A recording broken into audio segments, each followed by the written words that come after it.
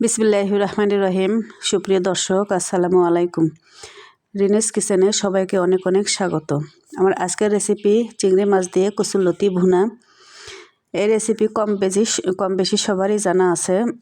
তো আজকে আমি আমার রেসিপিতে শেয়ার করব। আশা করছি রেসিপিটি ভালো লাগবে।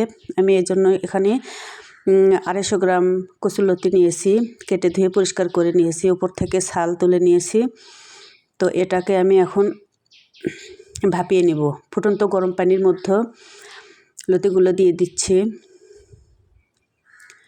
2 মিনিট মতো আমি ভাপিয়ে নেব। সামান্য লবণ দিলাম। এভাবে বলক উঠে আসলে মিনিট 2 রান্না করে কচুরলতি ভাপিয়ে নিয়ে তুলে নেব।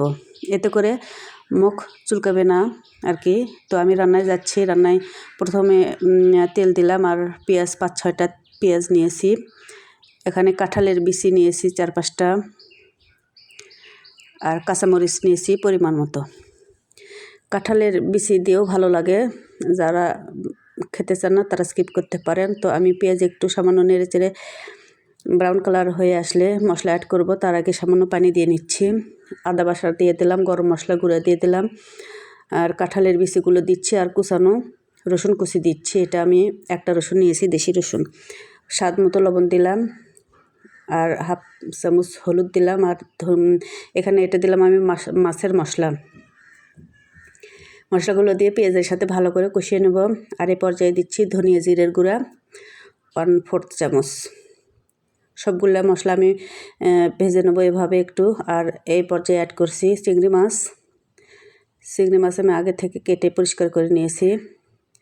চিংড়ি মাছের পিঠে একটা রক থাকে, সেটা আমি বের করে ভালো করে ওয়াশ করে নিয়েছি। আর চিংড়ি মাছটা সিদ্ধ হওয়ার জন্য সামান্য পানি অ্যাড করলাম। চিংড়ি মাছ বেশিক্ষণ ধরে সিদ্ধ করলে শক্ত হয়ে যায়, তাই সামান্য একটু পানি দিয়ে এটা সিদ্ধ করে নেব। 3-4 মিনিট সিদ্ধ হওয়ার পরে আমি আবার ঢাকনা খুলে নেড়ে চেড়ে এ পর্যায়ে আমি ভাপিয়ে রাখা লতিগুলো দিয়ে দেব। অনেক সহজ আর মজার একটা রেসিপি এটা। একবার ট্রাই করে দেখবেন, খেতে ভীষণ মজার হয়। তো যারা কচুরলতি পছন্দ করেন তারা এভাবে একবার ট্রাই করতে থাকবেন। তো এভাবে কচুরলতি দিয়ে চিংড়ি মাছ ভেজে নিলাম 3-4 মিনিট। আর রান্নার জন্য আমি ফাইনালি পানি দিয়ে দিচ্ছি। এই পানিতে আমি রান্না কমপ্লিট করব। তো আমি আরও একটু পানি দিলাম, পানি আমার কম মনে হলো তাই। আর ঢাকনা দিয়ে রান্না করব একেবারে শেষ পর্যন্ত। আমার রান্না একেবারে শেষের দিকে, পানি শুকিয়ে এসছে এভাবে, কিন্তু আরও একটু শুকিয়ে নেবো। এভাবে নেড়ে চেড়ে ঢাকনা খুলে আমি আরও 3-4 মিনিট রান্না করে পানিটা একটু শুকিয়ে নেব। এ পর্যায়ে যার যেমন পছন্দ সে পর্যায়ে সেরকম মাখা অবস্থায় নামাতে পারেন। তো আমি আর একটু রান্না করে নিলাম আর পরিবেশনের জন্য তুলে নিচ্ছি। ভীষণ মজার একটা রান্না এটা। যারা কচুরলতি খেতে পছন্দ করেন এভাবে একবার ট্রাই করবেন, আশা করছি ভালো লাগবে। তো এভাবে হয়ে গেল আমার কচুরলতি, মজাদার চিংড়ি মাছ দিয়ে কচুরলতি ভুনা। আশা করছি সবার ভালো লাগবে।